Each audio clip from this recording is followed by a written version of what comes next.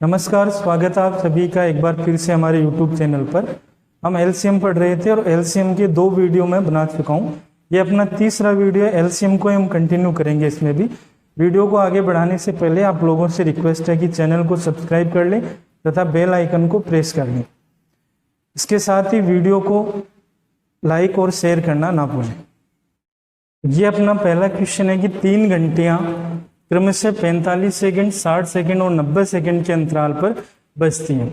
तीनों एक साथ बजना प्रारंभ हुई तो पुनः कितने समय बाद तीनों एक साथ बजी? देखिए क्या होगा। फर्स्ट घंटी हर 45 सेकंड के अंतराल पर बजती है। सेकंड घंटी हर 60 सेकंड के अंतराल पे और थर्ड घंटी जो है वो हर 90 सेकंड में बजती है। आप ध्यान से देखेंगे तो 45 सेकंड में अगर बजती है तो पहली बार तीनों एक साथ बजी, उसके बाद ये जो घंटी है ये 45वें सेकंड में दोबारा बजेगी, ये 60वें सेकंड पे बजेगी, ये 90वें सेकंड पे दोबारा बजेगी। अच्छा, ये अगली बार कितने सेकंड पे बजेगी? तो ये बजेगी 90 सेकंड पे। ये फर्स्ट टाइम इतने पे बजेगी है ना, सेकेंड टाइम इतने पे बजेगी। ये 120वें सेकंड में बजेगी, ये 180वें सेकंड में बजेगी। ठीक है। थर्ड टाइम ये बजेगी कितने में? 135वें सेकंड में, ये 180वें सेकंड में और ये बजेगी 270वें सेकंड। फोर्थ टाइम ये बजेगी आपकी 45 गुणा 4 180वें सेकंड पे, ये बजेगी आपकी 240वें सेकंड पे और ये बजेगी आपकी 360वें सेकंड। हमें ये बताना है कि तीनों एक साथ कौन से सेकंड पे बजी। तो मुझे ये दिख रहा है कि भाई 180 इसमें भी है, 180 इसमें भी है, 180 इसमें भी है, यानी 180वां जो सेकंड है उसमें तीनों एक साथ बजेंगी। भाई ये चौथी बार बजेगी, ये तीसरी बार बजेगी, ये दूसरी बार बजेगी, लेकिन 180वां सेकंड जैसे ही होगा वैसे ही तीनों एक साथ बजेंगी। ठीक है। भले ही वो ज्यादा बार बजी, ये कम बार बजी, लेकिन बजेंगी तो एक साथ 180वें सेकंड पे। इसका मतलब ये हुआ कि मुझे एक ऐसी संख्या ढूंढनी है जो 45 का भी गुणज हो, जो 60 का भी गुणज हो, जो 90 का भी गुणज हो और तीनों का गुणज मतलब जिसमें तीनों का भाग लगे। इसका मतलब मुझे तीनों का क्या ढूंढना है? एलसीएम ढूंढना है। ठीक है। तो एलसीएम जो होगा उस एलसीएम पे यानी 180, यहाँ पे एलसीएम आ रहा है तो 180 पे एक साथ बजेंगी, फिर उसके डबल मतलब 360 पे एक साथ बजेंगी, फिर उसका 3 गुना मतलब 540 पे एक साथ बजेंगी, है ना। तो इसका मतलब सबसे पहली बार एक साथ कितने सेकंड बाद बजेंगी? तो आपका आंसर हो जाएगा 180 सेकंड बाद। और ये 180 सेकंड क्या है? इनका एलसीएम। तो जब भी आपसे कहे कि एक साथ इन्होंने बजना स्टार्ट किया और पहली बार ये कितने सेकंड बाद बजेंगी एक साथ दोबारा, इसका मतलब आपको पूछा जा रहा है उनका एलसीएम। ठीक है, टाइम का एलसीएम पूछा जा रहा है। अगर पूछे कि ये 5वीं बार कितने सेकंड में बजेंगी, 5वीं बार एक साथ बजेंगी तो कितना टाइम होगा? तो इसका मतलब 180 गुणा 5 यानी 900 सेकंड में ये कितनी बार बज जाएंगी? 5 बार एक साथ बज चुकी होंगी। 180 पे पहली बार, 360 पे दूसरी बार, 540 पे तीसरी बार। इस तरीके से 900वें सेकंड तक ये 5 बार एक साथ बजी होंगी। ठीक है। तो इस तरीके से कितने भी बार पूछ सकता है कि 10वीं बार एक साथ जो है वो कितने सेकंड बाद बजेंगी, 15वीं बार एक साथ कितने सेकंड बाद बजेंगी, कितना भी पूछ सकता है। आपको उतने से ही गुणा कर देना है इसको तो आपका आंसर आ जाएगा। ठीक है। ये अपना क्वेश्चन नंबर 2 है कि 4 लाइट्स हैं, बत्तियां 4 लाइट हैं जो कि 150 सेकंड, 180 सेकंड, 240 सेकंड और 300 सेकंड के अंतराल पर जलती हैं। चारों एक साथ प्रातः 7:34 पर, सुबह 7:34 पर एक साथ जली चारों। तो बताइए कितनी बजे चारों फिर से एक साथ जलेंगी? 7:34 के बाद कितने बजे दोबारा एक साथ जलेंगी, है ना। ठीक है। तो आपको क्या करना है? एलसीएम निकालना है, सीधी सी बात है। ठीक है। दोबारा एक साथ जलना है, इसका मतलब आपको टाइम का एलसीएम निकालना है। तो 150, 180, 240, 300 इस तरह से आ जाएगा ना। इनका एलसीएम लेंगे तो कितने टाइम बाद में दोबारा जलेंगी? इनका एलसीएम तो देखो 0 तो आएगा ही।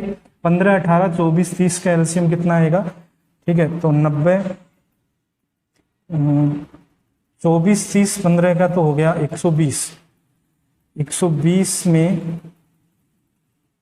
3 का भाग तो लग रहा है,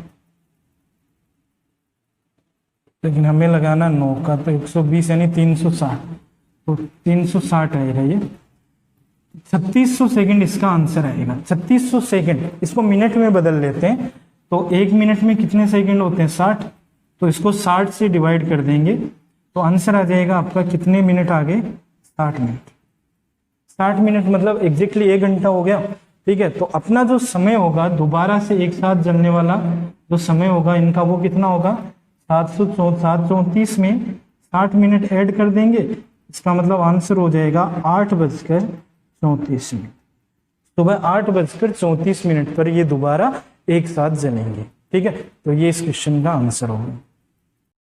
अगला क्वेश्चन है अपना 5 घंटियां क्रमशः 3 सेकंड 6, 9, 12 और 15 सेकंड के अंतराल पे बजती हैं। 500 जो है एक साथ बजना प्रारंभ होकर 36 मिनट में कितनी बार एक साथ बजेंगे। तो आपको क्या करना है, पहले वो टाइम देखना है कि कितने टाइम में ये एक साथ बजती है, मतलब एलसीएम निकालना है। तो 3, 6, 9 और 12, 15 इनका एलसीएम निकालेंगे तो यह आएगा 180, 360, 180 आ जाएगा ना। 180 में इनका भाग पूरा लग रहा है, 180 सेकंड आ रहा है। देखो देखे 180 आएगा ना, 9 तो यहाँ से आएगा, 9 गुणा 4 36, 36 गुणा 5 180। ठीक है, 180 सेकंड यानी हर 180 सेकंड में ये एक साथ बजेंगे। अब अपने को टाइम कितना दिया 36 मिनट, तो 36 मिनट का मतलब ये हुआ कि 36 गुणा 60 सेकंड। अपने पास इतने सेकंड है, इतने सेकंड में ये हर 180 सेकंड में एक साथ जलेंगी। तो अगर मैं 180 का भाग दे दूं, 180 सेकंड का इसमें भाग दें तो मुझे पता लग जाएगा कि कितनी बार ये एक साथ जली है ना। तो 60 गुणा 3 हो गया, 3 से ये 12, यानी कितनी बार 180 सेकंड में ये कितनी बार जलेंगी, सॉरी 36 मिनट में कितनी बार जली 12। 180 सेकंड मतलब 3 मिनट हो गए, 3 हर 3 मिनट में एक साथ जलेंगी। तो 3 3 3 3 36 तक 12 बार हो गया ना, 12 बार। लेकिन आपको ध्यान देना है इस क्वेश्चन में एक एक्स्ट्रा जोड़ना होता है। जब भी आपसे पूछे कितनी बार, इसका मतलब एक एक्स्ट्रा जोड़ना होता है। उसका कारण ये है कि अगले ने ये बोला है कि एक साथ बजना प्रारंभ हुई, एक साथ बजना प्रारंभ हुई। इसका मतलब जब हमने टाइम स्टार्ट किया उसी टाइम पे एक बार बज चुकी है, जो घंटियां है वो एक बार बज चुकी है ना, उसी टाइम पे 000 सेकंड में एक बार बज चुकी है, 0 सेकंड पे है ना। तो पहली बार में बजने के बाद में अभी अपने पास 36 मिनट और पड़े हैं, तो 36 मिनट में तो 12 बार आ ही रहा है ना। इसका मतलब जो स्टार्टिंग में एक बार बजी थी है ना, जैसे ही हमने स्टार्ट किया वो पहली बार बज गई, उसके बाद टाइम स्टार्ट हुआ तो जो स्टार्टिंग में एक बार बजा वो हमने नहीं जोड़ा, तो वो एक बार और जोड़ लेंगे। इसका मतलब कितनी बार बजेगी 13 बार। ठीक है, टोटल 13 बार, क्योंकि एक जो स्टार्ट किया था वो एक्स्ट्रा जोड़ना होता है। तो जब भी आपको पूछे कितनी बार मिलेंगे, कितनी बार मतलब कितनी बार मिलेंगे या कितनी बार बजेंगे, कितनी बार जलेंगी, ऐसा क्वेश्चन है कितनी बार, इसका मतलब आपको एक एक्स्ट्रा करना है। तो आपका आंसर हमेशा 1+ रहेगा ऐसे क्वेश्चंस में। ठीक है, तो 13 इस क्वेश्चन का आंसर होगा। नेक्स्ट क्वेश्चन है कि 4 घंटियां क्रमशः 15 सेकंड 20, 24 और 30 सेकंड के अंतराल पर बजती हैं। चारों प्रातः 10 बजे एक साथ बजी, तो प्रातः 11 बजे तक कितनी बार एक साथ बजेंगे, है ना। तो आपको क्या करना है, इनका एलसीएम निकालना है। पहले ये देखना है कि वो टाइम कितना है जिसमें ये एक साथ बजती हैं, तो कितने कितने टाइम में एक साथ बजेंगी। तो आपका आंसर होगा यह आएगा 120। हर 120 सेकंड में घंटियां जो है वो एक साथ बजेंगी। हमें क्या बोला है 10 बजे से स्टार्ट करके 11 बजे तक, मतलब 1 घंटा हो गया। तो 1 आवर में कितनी बार एक साथ बजेंगी, 1 आवर का मतलब हो गया 60 मिनट, और अगर एक बार और 60 से गुणा कर दें इसका मतलब कितने सेकंड हो गए 3600 सेकंड। तो हर 120 सेकंड में एक साथ बजती हैं, तो 3600 सेकंड में कितनी बार बजेंगी। तो 3600 में 120 का भाग दे के देखें कितना आया भाई 30 बार। लेकिन हमें पता है इसमें एक बार एक्स्ट्रा जोड़ना होता है स्टार्टिंग वाला, तो 30 + 1 यानी टोटल कितनी बार बजेंगी 31 बार। तो 31 टाइम्स ये एक साथ बजेंगी 10 से लेके 11 बजे के बीच में। नेक्स्ट क्वेश्चन अपना 4 धावक क्रमशः 3 मिनट, 4 मिनट, 6 मिनट और 8 मिनट में एक वृत्ताकार मैदान का एक चक्कर पूरा करते हैं। चारों ने एक ही समय पर एक ही दिशा में एक ही बिंदु से दौड़ना प्रारंभ किया तो पुनः कितने समय बाद चारों प्रारंभिक बिंदु पर एक साथ मिलेंगे। मतलब ये है कि एक मैदान है आपका सर्कुलर, एक मैदान दिया हुआ है, एक ग्राउंड है सर्कुलर, यहां से मान लो चारों ने दौड़ना प्रारंभ किया एक साथ, ठीक है। तो ये इधर से दौड़ रहे हो तो इधर से दौड़ रहे हो, किधर से भी दौड़ रहे हो, उससे कोई फर्क नहीं पड़ेगा इस क्वेश्चन में, डायरेक्शन का कोई फर्क नहीं पड़ता है। टाइम सेम टाइम पे सेम पॉइंट से दौड़ना स्टार्ट करेंगे। पहला धावक एक चक्कर लगा के आ जाएगा कितने मिनट में, 3 मिनट में। दूसरा कितने में आ जाएगा, 4 में। तीसरा 6 में और चौथा 8 में। मतलब ये हुआ कि पहला आदमी जो है वो हर 3 मिनट में यहाँ पर होगा, दूसरा हर 4 मिनट में यहाँ पे होगा, तीसरा हर 6 मिनट में यहाँ होगा और हर 8वें मिनट में यहाँ पर होगा। इसका मतलब ये हुआ कि चारों एक साथ तब होंगे ना जब 3, 4, 6, 8 के पहाड़े में आने वाली कोई संख्या आ जाए, है ना। जैसे मान लो इनका कोई एलसीएम है, जैसे मान लो 3, 4, 6, 8 का एलसीएम क्या होगा, तो आप कह सकते हैं कि 8 गुणा 3 24 आएगा ना। तो 24वें मिनट में क्या होगा, 3 का भाग लग रहा है ना 24 में, भाई इनका एलसीएम ले अगर हम, एलसीएम क्या आएगा, 3, 4, 6, 8 का 24 मिनट, ठीक है। तो देखिए 24वें मिनट में क्या स्थिति बनेगी, 24वें मिनट में ये 8 चक्कर लगा चुका होगा, तो ये 8 चक्कर कंप्लीट करके यहाँ आ जाएगा। ये 24वें मिनट में 4 गुणा 6 24 होता है, तो ये 6 चक्कर लगा चुका होगा, ये 4 चक्कर लगा चुका होगा 24 मिनट में, और ये 3 चक्कर, मतलब चारों के चारों जो है वो 24वें मिनट के बाद में यहीं पर होंगे। फिर अगली बार ये चारों इस पॉइंट पे कितने होंगे, तो इसका डबल, मतलब 48वें मिनट पे ये चारों वापस उसी पॉइंट पे होंगे। फिर तीसरी बार वापस उसी पॉइंट पे चारों कब आएंगे, जब 72 मिनट हो जाएंगे, है ना। तो इस तरीके के क्वेश्चंस में जिसमें ये पूछे कि वापस प्रारंभिक बिंदु पे कितने समय बाद होंगे, सब एक साथ कितने समय बाद होंगे, इसका मतलब आपको टाइम का एलसीएम निकालना है, उतने टाइम के बाद में वो वापस उसी बिंदु पे मिलेंगे, ठीक है। चलिए नेक्स्ट क्वेश्चन है, 3 धावक स्प्रिंटर, 3 धावक 4 मीटर पर सेकंड, 5 मीटर पर सेकंड और 6 मीटर पर सेकंड की चाल से किसी वृत्ताकार मैदान के चारों ओर चक्कर लगाते हैं। चारों ने एक ही समय पर एक ही बिंदु से दौड़ना प्रारंभ किया तो पुनः कितने समय बाद चारों प्रारंभिक बिंदु पर मिलेंगे यदि मैदान की परिधि 600 मीटर है। अब हमें पता है एलसीएम निकालना हमें टाइम का, कि एक चक्कर में उनको कितना टाइम लगता है उसका हमें एलसीएम निकालना होता है। तो पहले मुझे ये देखना पड़ेगा कि पहले धावक को एक चक्कर में कितना टाइम लगा, तो फर्स्ट धावक को एक चक्कर में कितना टाइम लगेगा। देखो एक चक्कर में समय, हमें पता है भाई समय बराबर होता है दूरी बट्टे चाल, दूरी बट्टे चाल, समय बराबर दूरी बट्टे चाल। तो एक चक्कर में कितनी दूरी दौड़ेगा, 600 मीटर दूरी दौड़ रहा है, तो दूरी तो हो गई 600, और चाल कितनी है उसकी, तो 4 मीटर पर सेकेंड है, ठीक है। तो इसका मतलब कितने सेकंड ले रहा है वो, 150 सेकंड। 150 सेकंड जो है उसको एक चक्कर में लग रहा है। दूसरा जो है उसको एक चक्कर में कितना टाइम लगेगा, तो एक चक्कर में वो भी 600 मीटर ही दौड़ रहा है, लेकिन उसकी जो चाल है वो है 5 मीटर पर सेकंड। इसका मतलब उसको एक चक्कर लगाने में 120 सेकंड लगेंगे। अगर तीसरे की बात करें तो तीसरा जो है उसको 600 मीटर दौड़ना है, किस चाल से, 6 से, मतलब उसको कितने सेकंड लगेंगे, 2 सेकंड लगेंगे।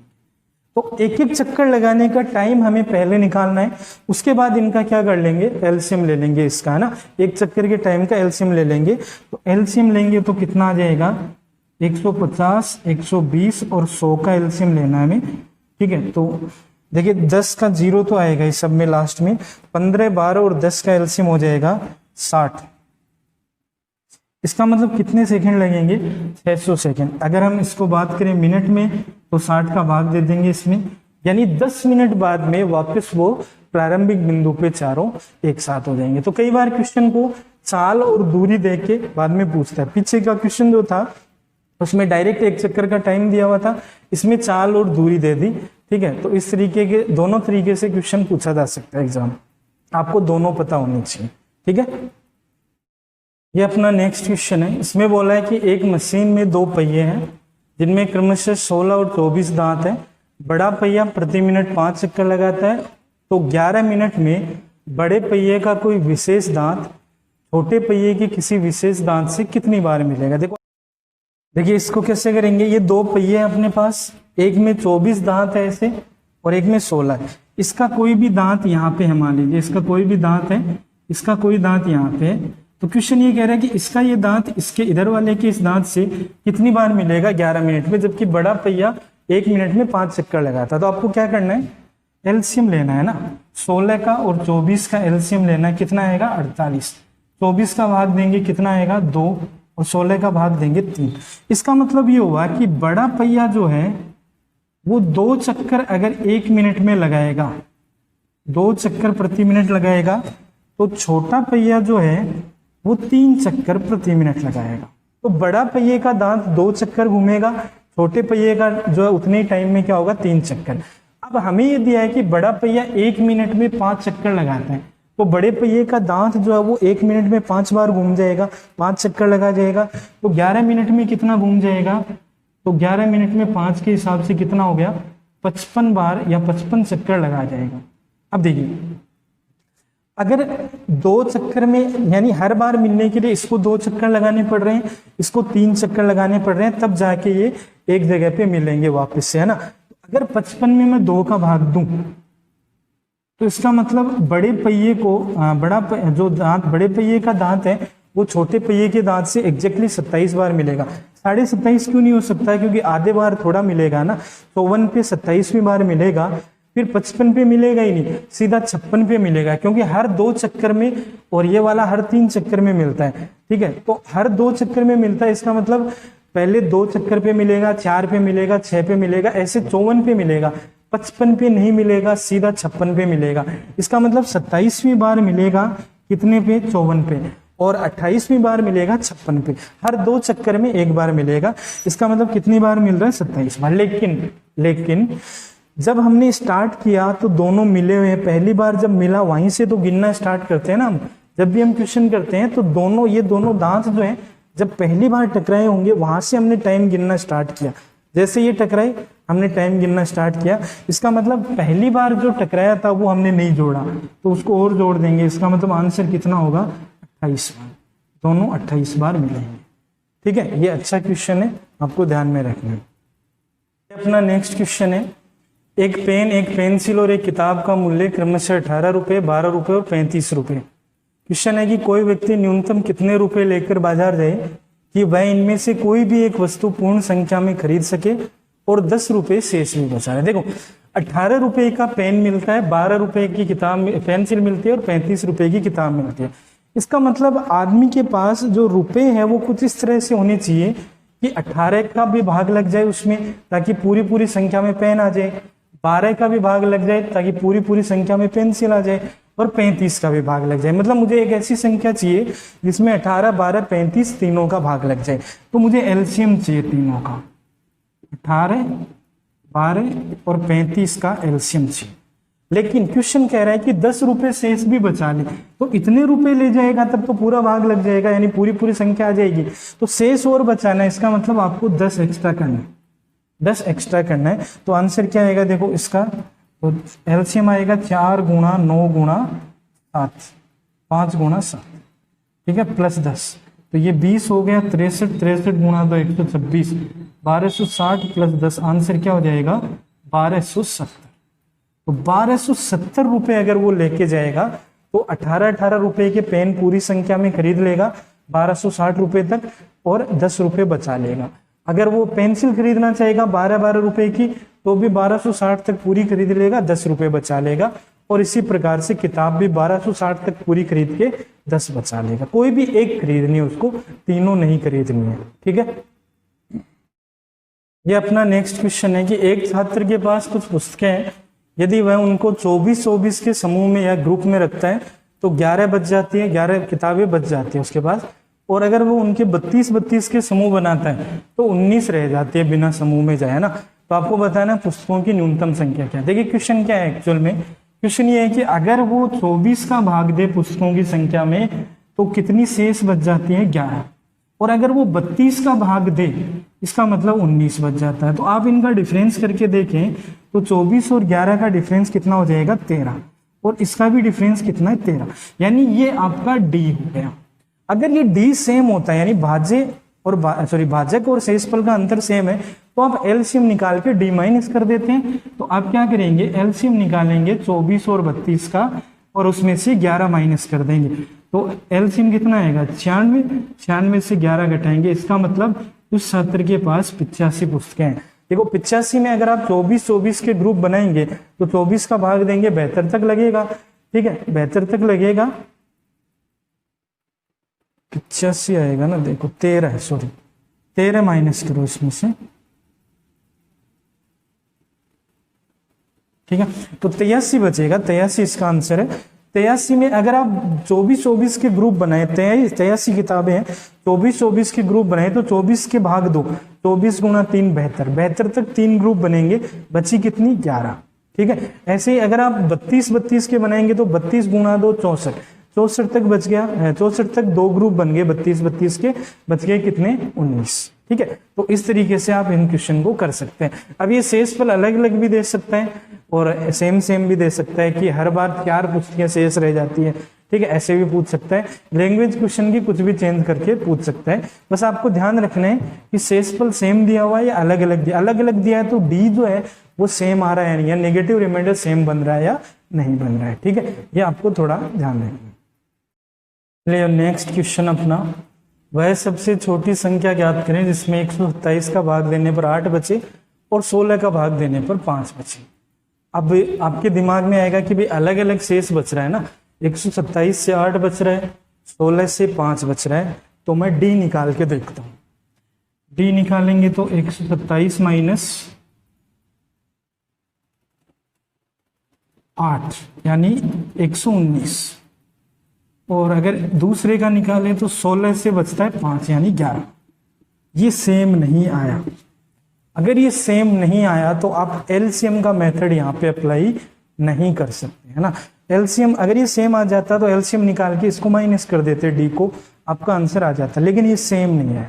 अब ये क्वेश्चन मैं आपको पहले करवा चुका हूँ, अगर आपको याद है तो जब मैंने आपको चाइनीज रिमाइंडर थ्योरम पढ़ाई थी, एक वीडियो बनाया हुआ मैंने चाइनीज रिमाइंडर थ्योरम का, उसमें बताया था मैंने, ठीक है, कि इस तरह का क्वेश्चन जो है वो आप कैसे कर सकते हैं। ठीक है, तो आप ये देखिए कि कोई भी संख्या है, मान लीजिए कोई भी संख्या n है, उसमें 127 का भाग दिया तो कितना रिमाइंडर बचा, तो आप कहेंगे 8 बचा। उसी n में अगर आप 16 का भाग दें तो बचता है आपका 5। चलिए मान लिया यहाँ x बार भाग लगा और यहाँ y बार लगा, तो हमें पता है भाज्य बराबर भाजक इंटू भागफल प्लस शेषफल, भाजक इंटू भागफल प्लस शेषफल। इसी तरीके यहां से लिखेंगे तो n बराबर भाज्य बराबर भाजक इंटू भागफल यानी 16y प्लस 5। क्योंकि दोनों n के मान है तो दोनों को बराबर कर दीजिए, 127 प्लस 8 बराबर 16y प्लस 5, दोनों को बराबर कर दिया। इसको उधर ले जाके माइनस कर दीजिए, तो 127x प्लस 8 में से 5 घटाएंगे 3, 16y। देखो इसका मतलब क्या हुआ कि हमें एक ऐसी संख्या ढूंढनी है 16 के गुणा में जिसमें 127 का भाग दें तो 3 बच जाए। तो मैं 16 के पहाड़े वाली संख्याएं लिखूंगा, है ना, 16 के पहाड़े वाली, 16y है ना, इसका मतलब 16 को किसी संख्या से हम गुणा कर रहे हैं, तो 16 के पहाड़े वाली संख्याएं, ठीक है, 127 का भाग दे के 3 बचाना है। ठीक है, तो या तो आप ऐसे कर लें कि 16 गुणा 8 128 है, तो 128 पहली संख्या हो गया ना, उससे नीचे तो 127 का भाग लगना ही नहीं है। देखो 127 का भाग देके 3 शेष बचाना है, तो 127 से तो बड़ा ही होना चाहिए तभी भाग लगेगा ना। तो मैं 16 गुणा 8 128 से स्टार्ट करूंगा, 16 गुणा 8 128, 144, उसके बाद में 160, उसके बाद में 176, उसके बाद 192, ऐसे चलेगा। इनमें से कौन सी संख्या है जिसमें 127 का भाग दें तो 3 बच जाए, है ना। तो देखो 128 में देंगे तो 127 का भाग तो 1 बचेगा, 3 तो नहीं बचेगा ना। ठीक है, और देखिए 127 का भाग 254, ठीक है, 254 प्लस 3। चलिए एक काम करते हैं, ऐसे कर लेते हैं, इस संख्या को लिख लेते हैं, ये ज्यादा बेटर रहेगा। 127 प्लस 3 कितना हो गया, 130। ये 16 का गुणज हो जानी चाहिए, मतलब 16 के गुणा में आ जानी चाहिए पूरी, अगर संख्या तो हमारा आंसर हो जाएगा वो, हम x का मान ले लेंगे। ठीक है, 127 गुणा 2 करें तो 254 प्लस 3 यानी 257। क्या इसमें 16 का भाग लगेगा? नहीं लगेगा। 127 गुणा 3 381 हो गया, 381 प्लस 3 यानी 384। इसमें दीजिए 16 का भाग, तो 16 का भाग देंगे तो 16 गुणा 2 32, 6 बचा 64। ठीक है, तो इसका मतलब ये वो संख्या है 384 जो यहाँ पे आएगी। ठीक है, 384 जो है वो यहाँ पे आएगी।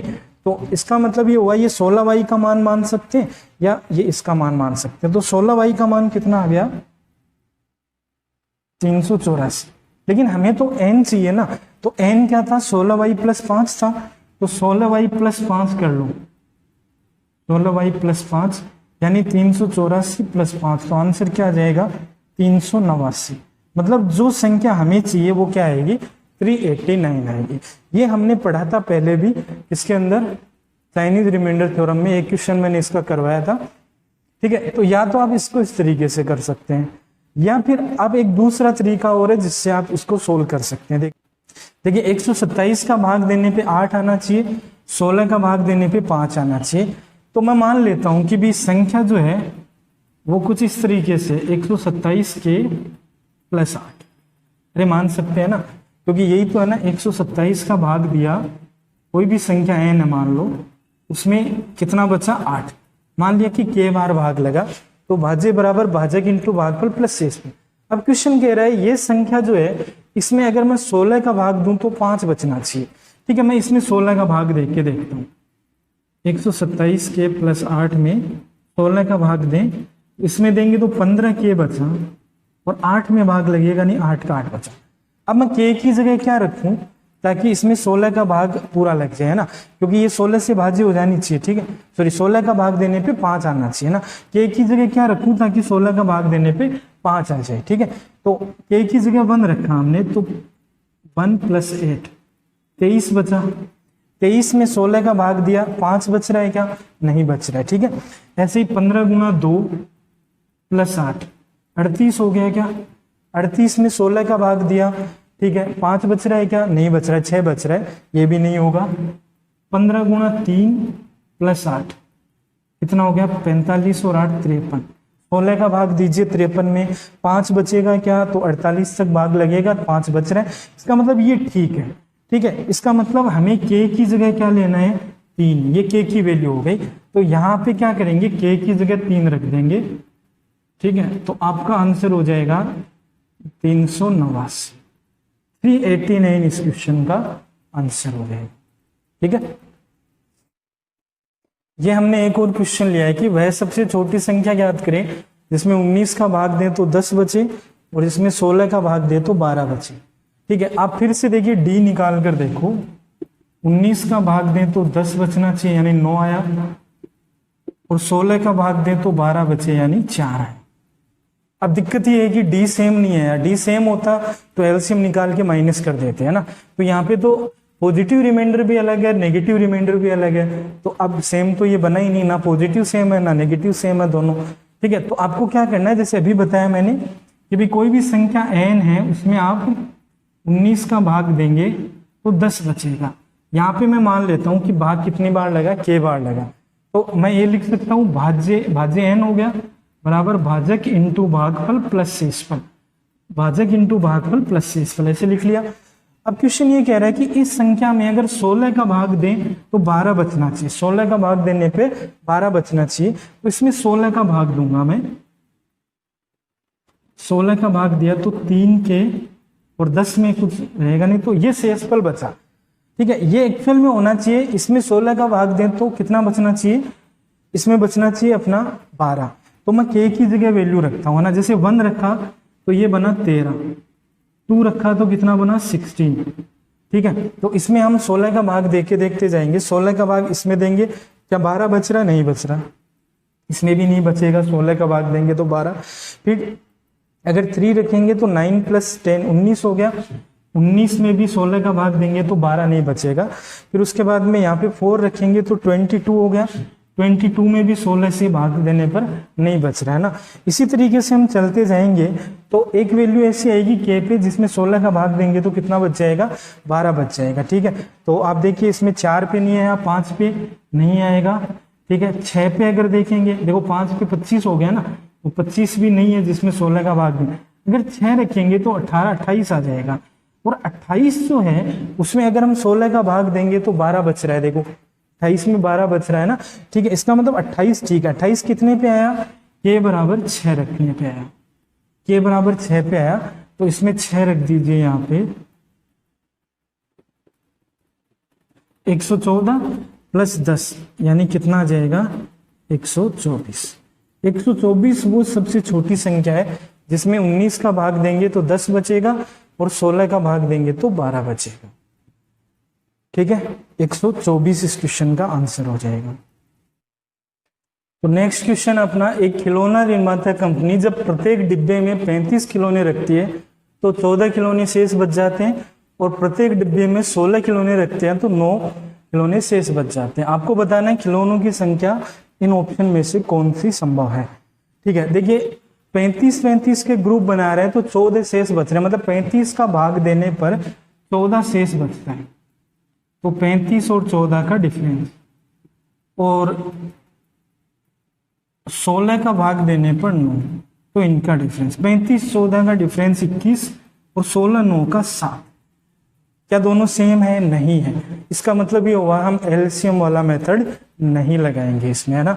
ठीक है, हमें इसको नॉर्मल मेथड से करना पड़ेगा। तो मैं मान लेता हूं खिलौनों की संख्या n रही होगी, तो क्वेश्चन ये कह रहा है ना 35 का भाग दें तो 14 बचे। इसका मतलब इसको मैं लिख देता हूं 35 के प्लस 14। अब मुझे कह रहा है कि इसमें 16 का भाग दें तो 9 बचना चाहिए, है ना। तो अगर इसमें मैं 16 का भाग दूं, 35 के प्लस 14 में 16 का भाग दूं तो 9 बचना चाहिए। चलो पहले मैं रिमाइंडर देख लेता हूं क्या बचा, तो 3 के प्लस 14 बचा। अब मैं के की जगह वैल्यू रख के देखता हूं, जैसे के बराबर 1 रखा तो 3 प्लस 14 17 हो गया, 2 रखा तो 20 हो गया, 3 रखा तो 14 23 हो गया। ठीक है, उसके बाद 4 रखा तो 12 और 14 26 हो जाएगा। उसके बाद 5 रखा तो 15 14 29, ऐसे चलेगा। इन संख्याओं में से वो कौन सी है जिसमें 16 का भाग दें तो 9 बचे।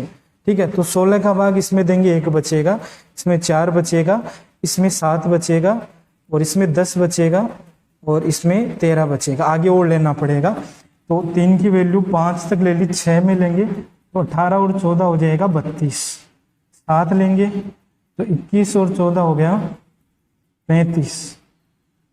ठीक है, उसके बाद